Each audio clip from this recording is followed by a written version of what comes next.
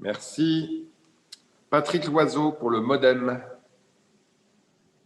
Oui, merci Monsieur le Président, Madame la Présidente, Madame les ministres, merci pour cette introduction très intéressante.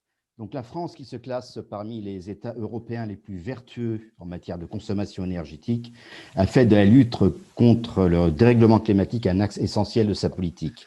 Afin de respecter les engagements qu'elle s'est fixés dans la loi énergie et climat et dans les accords de Paris, il devient toutefois nécessaire d'amplifier les investissements dans les énergies décarbonées. Cela passe d'abord par une restructuration d'EDF, dont le parc nucléaire, comme vous l'avez dit, et le potentiel d'hydroélectricité sont des leviers majeurs dans le développement des énergies neutres sur le plan environnemental.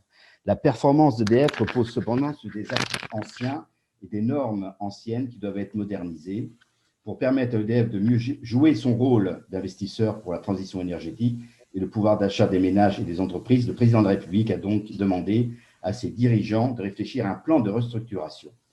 En parallèle, des discussions ont été engagées avec la Commission européenne pour permettre à EDF d'assumer ce nouveau rôle dans la transition énergétique. C'est tout l'intérêt du projet d'Hercule, lequel a défini 3 objectifs. D'abord, garantir le financement du parc nucléaire existant.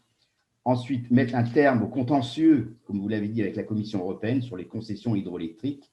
Troisièmement, il s'agit enfin de créer une entité unique à l'image de plusieurs de ses grands concurrents européens, les activités liées aux énergies renouvelables, à la fourniture d'énergie, aux services, aux clients, aux nouveaux usages de l'électricité. L'ensemble de ces objectifs autour du projet Hercule suscite toutefois des inquiétudes des organisations syndicales et des collectivités qui craignent une scission du groupe. Aussi, Madame la Ministre, pourriez-vous nous expliquer ce que deviendront les cahiers des charges des concessions que les collectivités ont signées avec Enedis?